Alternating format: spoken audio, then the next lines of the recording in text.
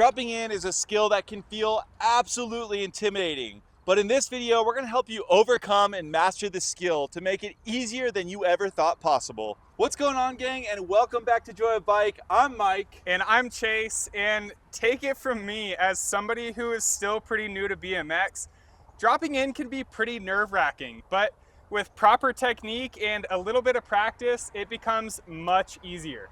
So we're gonna cover the 3 things that helped me get comfortable and ultimately master this skill. And that is identifying the correct quarter pipe, dropping in and committing, and practicing. So what do we need to get started with dropping in? Well, we need our helmet, our bike of choice, and of course, a quarter pipe. Before we get started, let's quickly cover a couple misconceptions that beginners often associate with this skill. First off, let's talk about our angle of approach. We never want to drop in perpendicular to the coping. Next up, as we're learning, we don't need to bunny hop into the quarter pipe. As we'll discuss, initially this should just be a simple roll-in. And lastly, when it comes to learning this skill, we want to learn it on a quarter pipe and not a bank. And the reason for this is because when we're rolling into a bank, it does not require as much commitment as a quarter pipe does.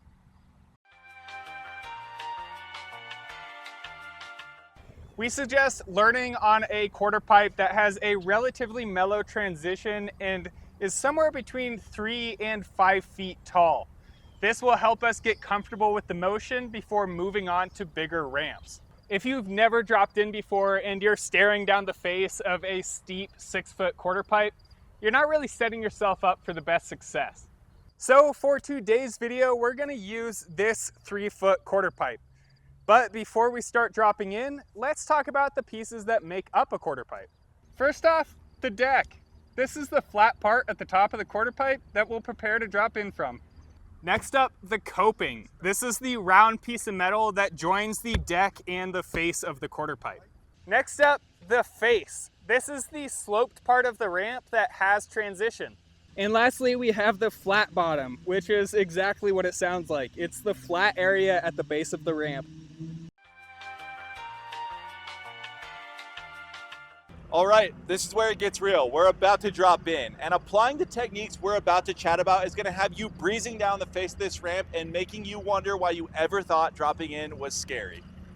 First things first, and potentially one of the more important things that we wanna be mindful of when it comes to dropping in is our pedal position. We want our cranks parallel to the deck that we're riding across, and we want them to stay parallel through the entirety of our drop in until we reach the flat bottom. But why are we putting so much emphasis on riding into the quarter pipe with our cranks parallel to the deck? Well, it's for a really good reason.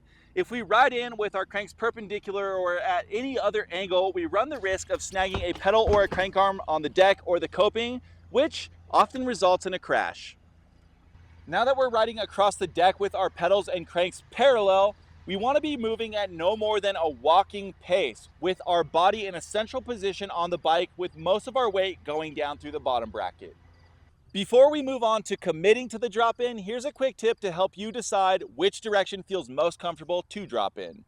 9 out of 10 riders are going to drop in towards their back foot.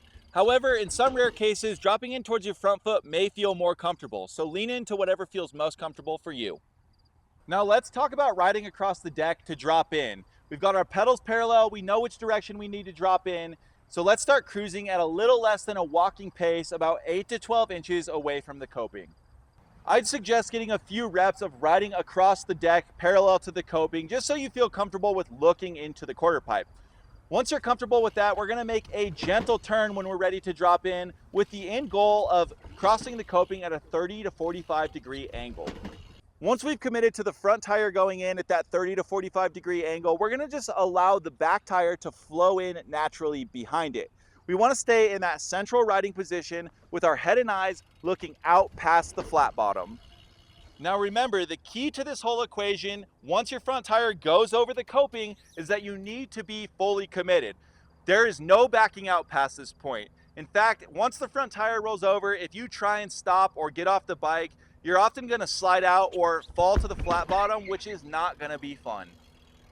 Alongside of commitment, we also wanna stay loose. This means we're not locking out our legs and arms as we drop in. We want to allow the bike to flow underneath us. This is gonna allow us to stay centered and smooth on the bike.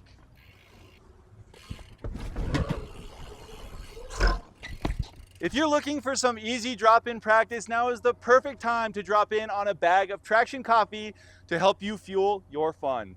Our world-class coffee is roasted by riders, for riders, and for a limited time you can save 30% by visiting the link in the episode description down below or scanning the QR code on your screen.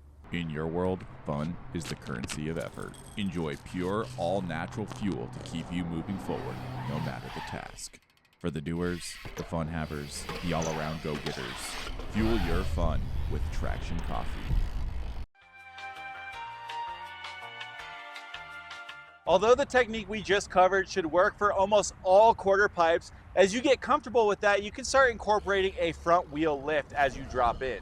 Well, if the initial technique works so well on almost all quarter pipes, why would we incorporate a front wheel lift? Well, as we start riding bigger quarter pipes with more pronounced coping, it's going to help us avoid catching pedals or sprockets as we drop in. Coping can also be waxed, so this eliminates us from washing our front end on that slippery coping. What about when you're looking to build a lot of speed or incorporate some style into your drop in? Well, this is where you can start bunny hopping into the transition. As you're dropping in, if you feel like you're going too fast or you're just simply out of control, this is a really good time to check in on where our head and eyes are at. Remember, we want to look with our head and eyes at where we're going and not where we've been. This also applies to life, which is pretty neat.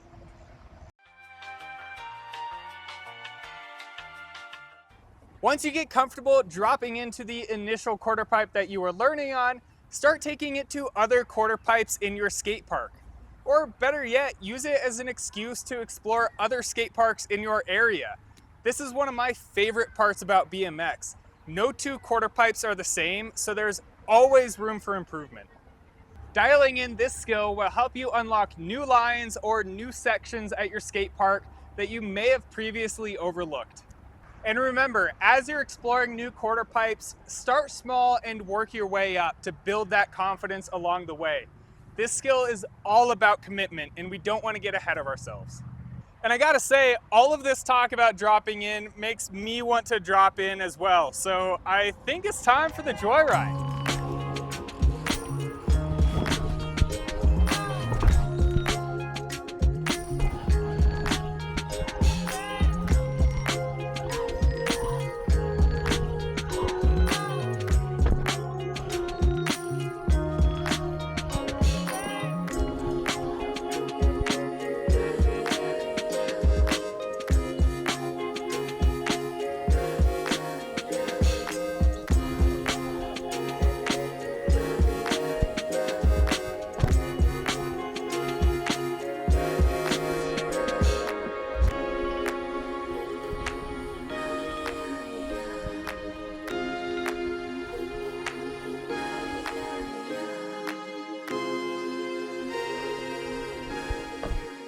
And that's that. Thank you so much for riding with us. We're stoked you've started your journey to mastering the drop-in.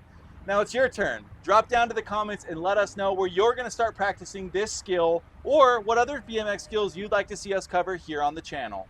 If you enjoyed this video, make sure you cruise down and hit that like button so other people just like you can see the video as well. If you haven't already, subscribe to the channel and ring the notification bell so you don't miss content like this in the future. As always, we really appreciate you guys. We're stoked you're part of the family, and we'll catch you on the next one. Later. Whoa, Mike forgot to mention that we have some other awesome BMX tutorials already on the channel, like how to 180 and how to bunny hop. So click on one of those because we would love to see you over there. Till next time, thank you guys for being here. We'll see you on the next joyride. Comfortable with the motion before moving on to bigger ramps. For comparison's sake, I am about 7 foot 4 inches, and this ramp, comes up to about my hips. So it's not too big, but it's not too small.